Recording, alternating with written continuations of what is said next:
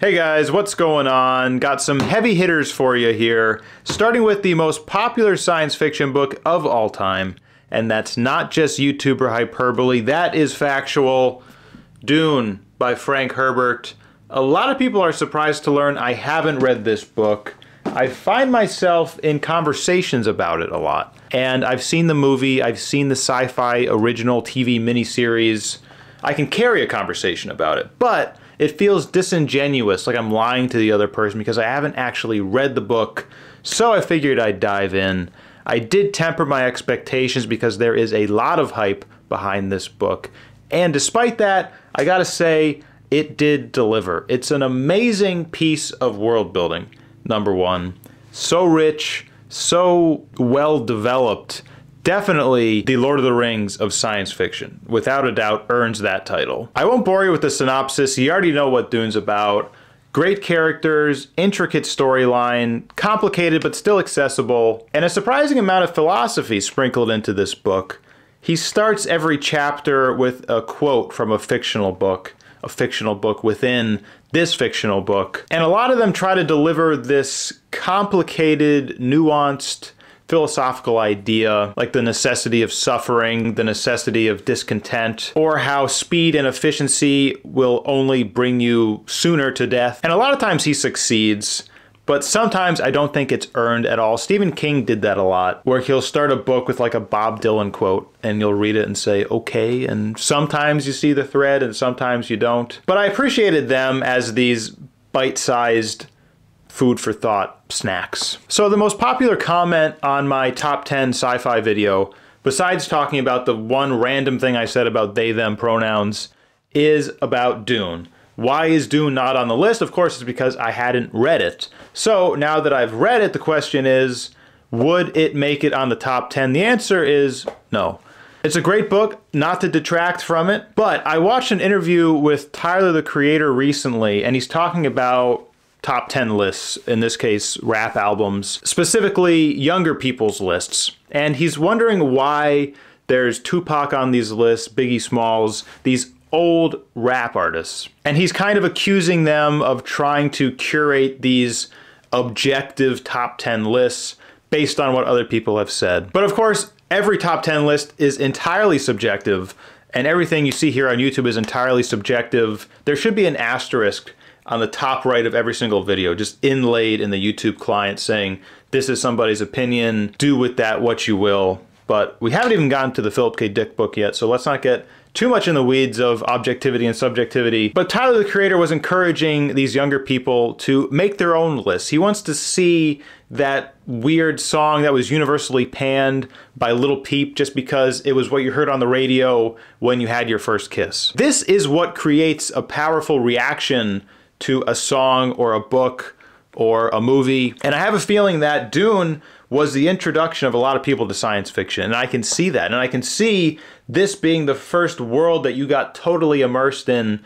And yes, that is due to the skill involved in writing this book and in creating this world. So there is a certain amount of objectivity that goes into a book being someone's favorite. But there's also a lot of time-sensitive material, when you read it, how old you were, where you were on your reading journey, on your science fiction journey. I think it's why Ender's Game is on my top 10 list. That was one of the books that started me into science fiction. Is it as good as Dune? Really hard to say, but probably if I read Dune when I was 18, if Dune was one of the first science fiction books I was introduced to, it would definitely be on the top 10. But reading it now, I can respect it, I can enjoy it, did not make the top 10. Again, not to detract from it, an amazing book, but just to respond to everyone in the top 10 video, asking where Dune was, asking why it's not on the list, because my opinion is entirely subjective, just as yours is. My opinion is also just as valid as yours, but you don't generally hear that on YouTube because my opinion as a YouTube content creator should be held in higher regard so that more people respect me and watch me and follow my lead and are influenced by me. That's kind of the deal. But next up we got Dawn by Octavia Butler. This one features a post-apocalyptic world nuclear winter, presumably. There's a few human survivors, and they get sucked up by this giant alien spaceship. The aliens cure them of their radiation sickness, bring them back to consciousness slowly. We follow the main character as she goes through this process. The aliens are these cephalopod humanoid creatures that are genetic masterminds. They can use their tentacles and just by touching you, cure you of cancer or any kind of genetic defect that you may have. And their intent is ambiguous. Of course, you know that without these aliens' intervention, the humans would have died, but for a long time, you have no idea what they want, what their deal is. And it gets pretty frustrating. The book is slow, the book is kind of dry. I read Parable of the Sower not long ago, and I really liked that book. I loved the pacing of it. This one, not so much. It reminded me a lot of Embassy Town by China Mayville. I don't know if I'm saying that right. First time I've ever said it out loud. Of course I do it when I'm filming. The aliens were similar. The writing was kind of dry, and it was boring for a large part of the book. You do get to meet these aliens, and they have interesting mating patterns and interesting reproductive patterns.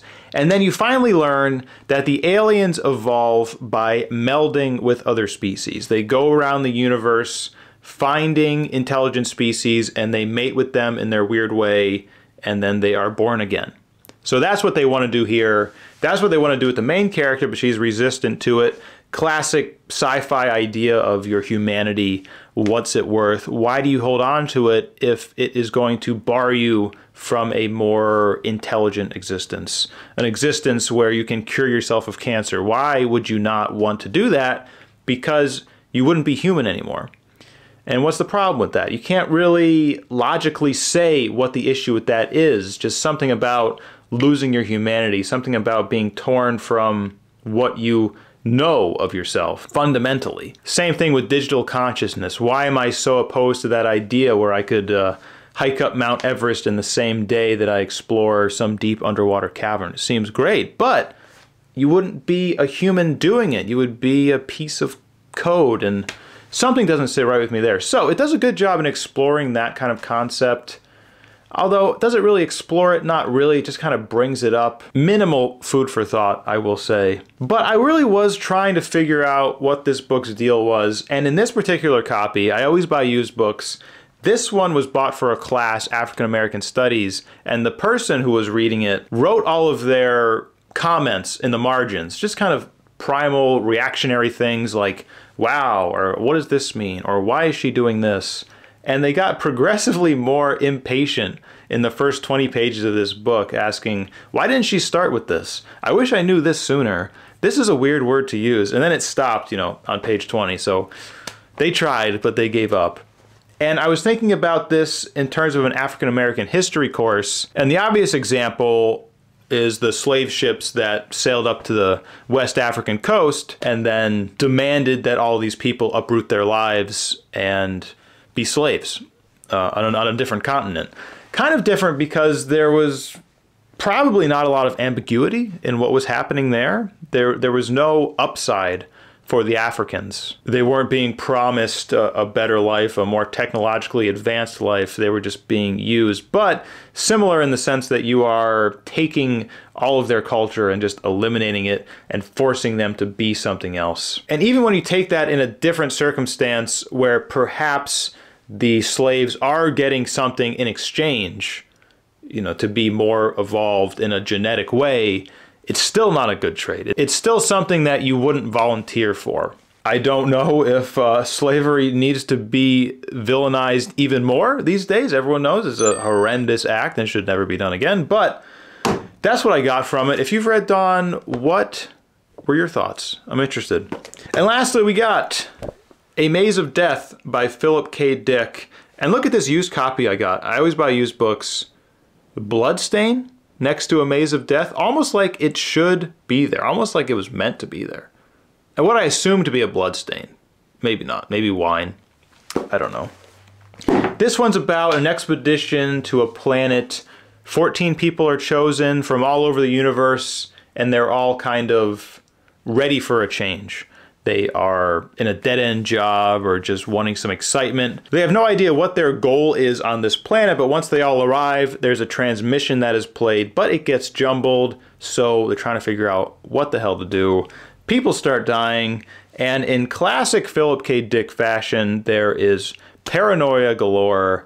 You can't trust your own consciousness. You can't trust what other people are telling you. You can't trust your reality. That's PKD's deal. I really like this one. He knows how to draw your attention in at the beginning, and it always divulges into this weird scenario, kind of like when you're on the verge of sleep and you're going in and out, and your thoughts make sense at one point, and then you wake up a little bit and you realize you were thinking complete nonsense. You're in this weird zone, the PKD zone. And I kept thinking about if PKD ever went to therapy, and the psychologist would read his books and know everything there was to know about him, know exactly what to tell him, where to lead him, because they all read so similar.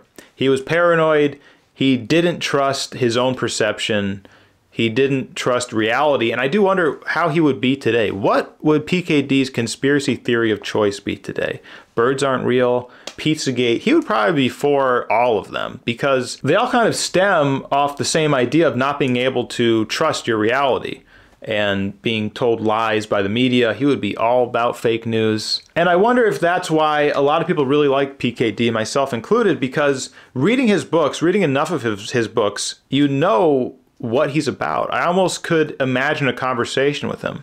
And every time you pick up one of his books, you know the kind of story he's going to tell you. And you can almost picture him reading it to you, because whenever you read a book, it's always somebody else telling you a story. Kind of feels like you're telling yourself the story because you're reading it. Always feels good to be told a story by Uncle Phil. This one, no exception. Probably number 2 behind A Scanner Darkly for me right now. And that's what I got for you today. If you're still here watching the video all the way to the end, thank you so much. I really do appreciate it. Hope you're reading a good book, and I will see you next time. Bye-bye.